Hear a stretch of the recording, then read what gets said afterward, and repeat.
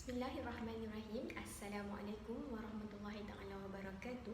Saya Nur Syakirin binti Muhammad Sobri, pelajar semester 8 Bachelor Pendidikan Bimbingan dan Kaunseling. Pada hari ini saya akan membentangkan tentang refleksi bagi latihan mengajar dan internship sepanjang semester 8 di bawah penyeliaan Profesor Madya Dr. Suhaida Abdul Kadir. Yang saya jalani adalah di SMK Putrajaya Presin 11-1 bagi subjek major bimbingan dan kaunseling dan subjek minor perniagaan. Bagi subjek major, penilai baik di sekolah adalah Puan Roslina, manakala bagi subjek minor iaitu subjek perniagaan di bawah penilaian dan bimbingan guru pembimbing Puan Salmah binti Isa.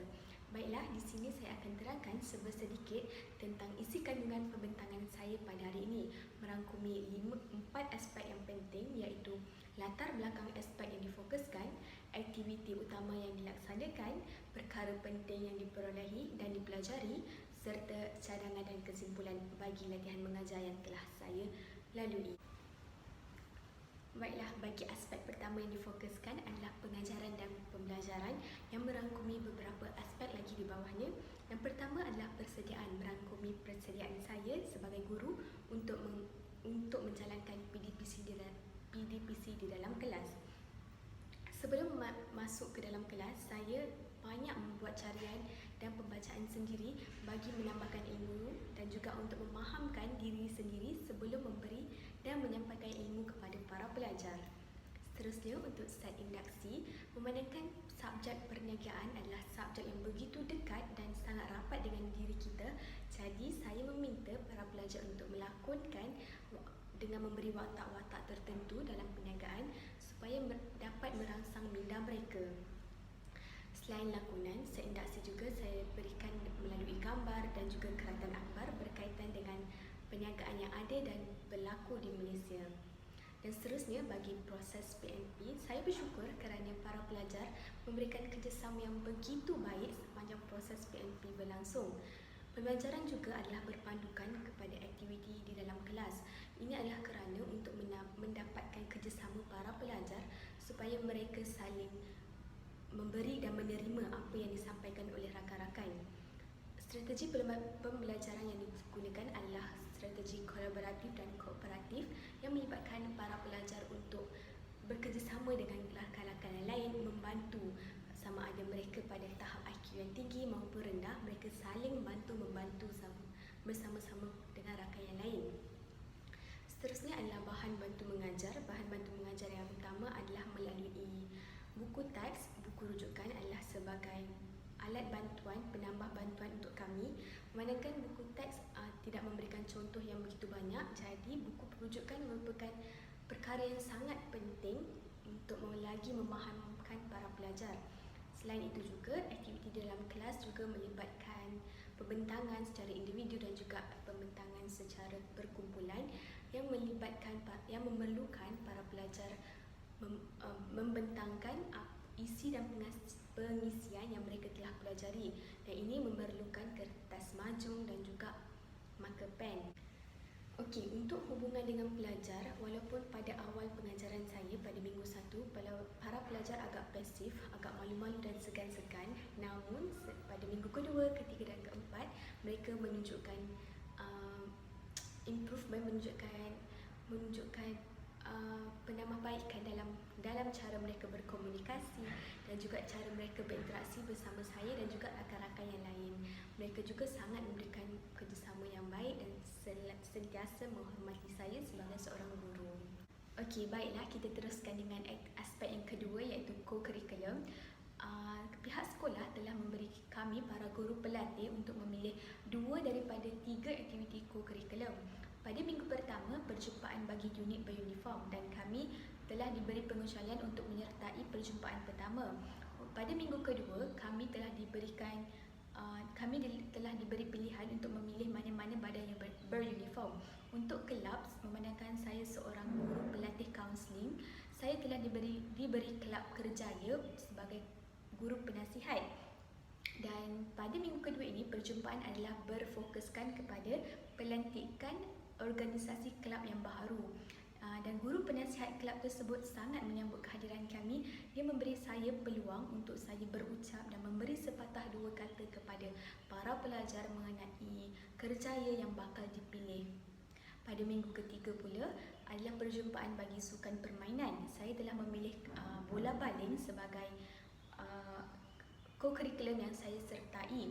Begitu juga dengan minggu 3 adalah berfokuskan kepada pelantikan organisasi kelab bagi sukan dan permainan. Guru dan para pelajar bagi kelab tersebut sangat menyambut kehadiran saya sebagai guru pelatih dan merangkap guru penasihat bagi kelab tersebut.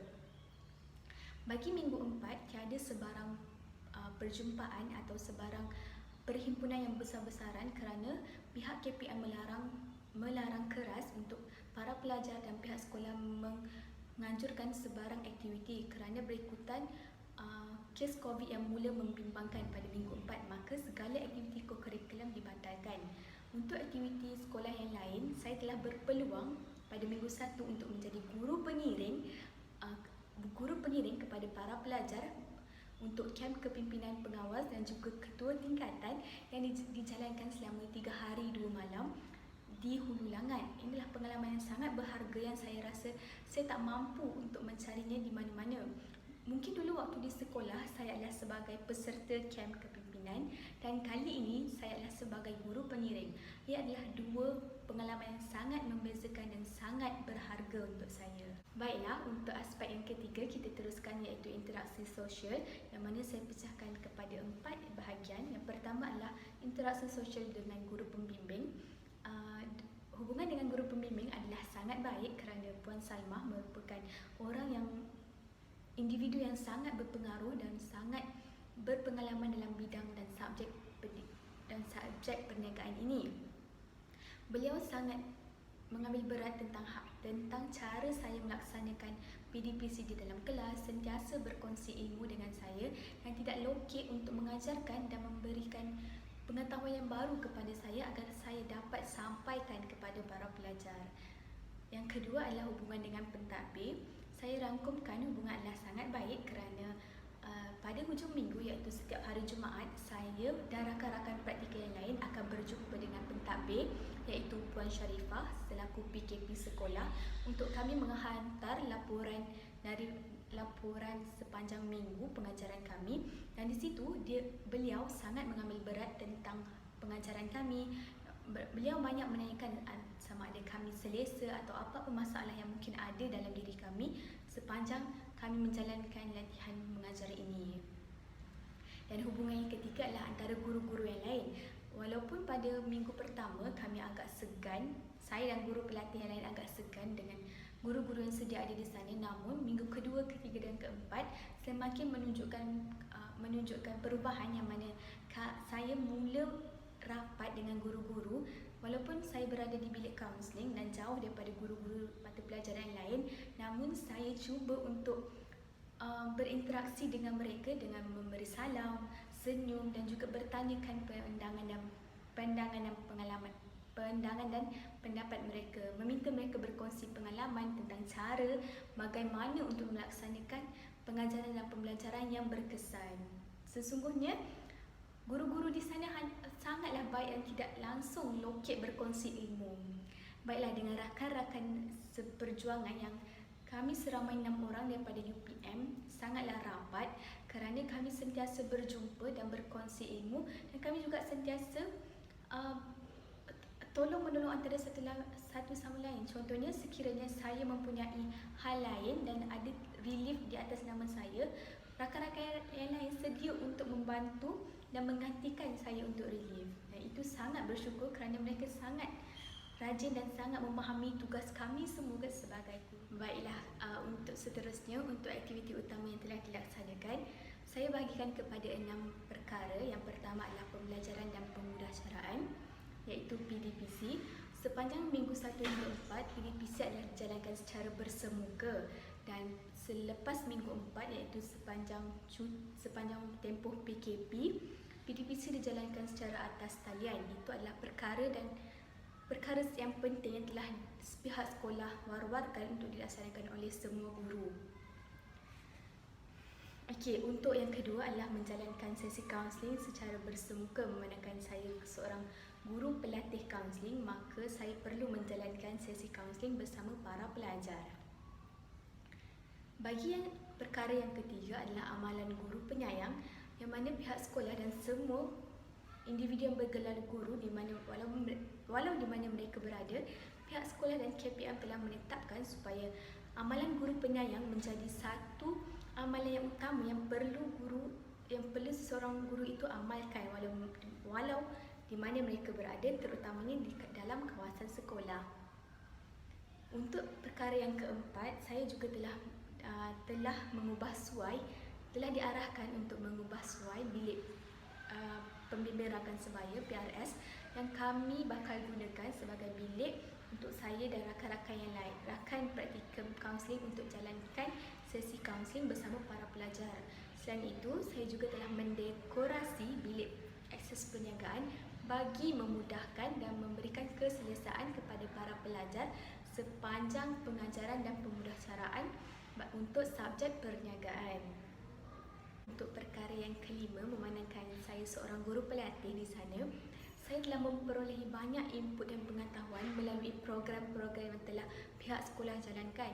Saya telah diberi tugasan sebagai ahli jawatan kuasa dalam kebanyakan program. Antaranya seperti program kemahiran belajar yang melibatkan pelajar tingkatan 1 dan 2, program vape dan rokok yang melibatkan juga tingkatan 2, dan juga perkara dan program yang terbesar yang telah saya sertai di sekolah adalah Mesyuarat Agung PIBG yang melibatkan ramai sangat ibu bapa yang turut memberi kerjasama terhadap kelancaran program tersebut. Saya adalah sebagai AJK bagi cenderahati. Dan perkara yang keenam adalah membuat audit bagi subjek perniagaan. Saya telah membantu dan telah diberikan tugasan oleh pihak pentadbiran sekolah untuk membuat audit bagi subjek perniagaan. Baiklah, untuk perkara yang keempat, perkara penting yang saya pelajari adalah tentang pentingnya seorang guru itu menguasai pelbagai bidang ilmu, bukan sahaja dalam subjek yang mereka kuasai, namun para guru juga perlu lebih faham tentang apa keperluan para pelajar untuk menjadi guru yang terbaik di mata para pelajar. Bagi aspek yang kelima adalah saya faham tentang kepentingan untuk menjaga hubungan baik antara seluruh warga sekolah, terutamanya hubungan antara guru-guru. Penting kepada para guru pelatih untuk menjaga hubungan, kerana kami di sekolah adalah sebagai seorang yang menuntut ilmu. Jadi menjaga hubungan dengan orang yang sedia ada di sana adalah sangat berguna, kerana mereka akan membantu kami sebagai guru pelatih dalam proses sepanjang latihan mengajar. Dan seterusnya, perkara penting yang saya pelajari adalah tentang pentingnya untuk memupuk sifat amanah dan bertanggungjawab dalam melaksanakan tugasan. Walaupun kita tahu menjadi seorang guru adalah bukan perkara yang mudah, disibukkan dengan proses PDPC, disibukkan dengan tugasan-tugasan lain, tapi amanah itu adalah perkara yang sangat penting yang saya pelajari, bahawa setiap orang perlu menghargai dan menjaga amanah walau sesibuk mana pun kita.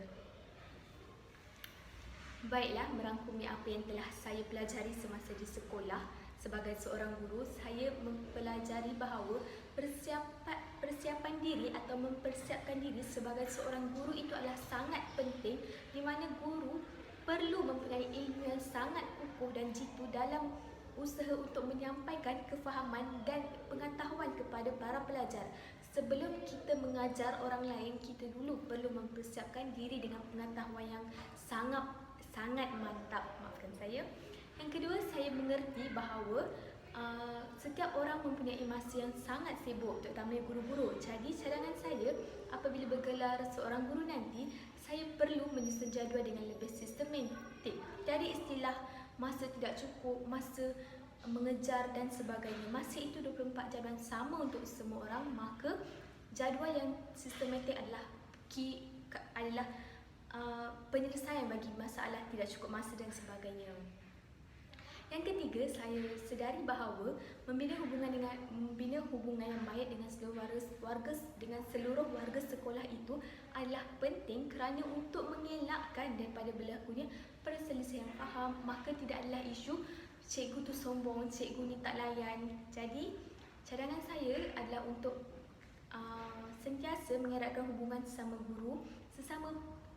guru dengan pentadbir dan rakan-rakan yang lain.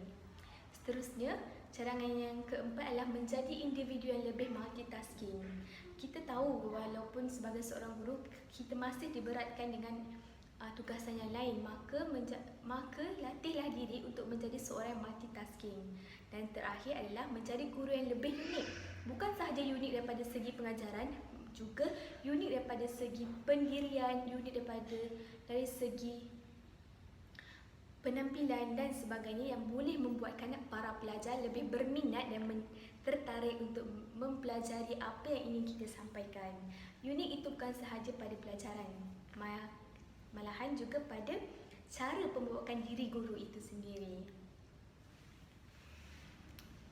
Secara kesimpulannya, berdasarkan minggu-minggu latihan mengajar saya di sekolah, saya dapat simpulkan bahawa latihan mengajar ini begitu banyak memberi saya input dan pengalaman untuk saya memperbaiki dan memberi penambahbaikan kepada diri dalam cara mengajar dan cara berinteraksi dengan individu, bergelar guru, rakan sekerja dan juga para pelajar. Saya juga memahami bahawa input dan pengalaman yang saya terima ini sudah pasti tidak dapat saya terima di tempat lain, dan ia adalah sangat berharga. Memahami setting yang sebenar apabila kita berada di tempat itu sendiri. Dan yang terakhir yang saya dapat simpulkan adalah proses mengadaptasi atau proses pengadaptasian individu di tempat baru adalah sangat penting. Cuba sesuaikan diri di mana tempat kita berada. Akan timbul isu bila kita sendiri tidak mampu untuk merubah, untuk menjadi lebih fleksibel kerana kita terlalu ikutkan diri. Jadi bila kita mampu mengadaptasi dengan situasi, ia akan berjalan dengan lebih lancar dan lebih terancang. Dan secara kesimpulannya, saya sangat seronok dan saya sangat menyukai latihan mengajar ini kerana memberi saya begitu banyak ilmu dan pengalaman. Sekian, terima kasih.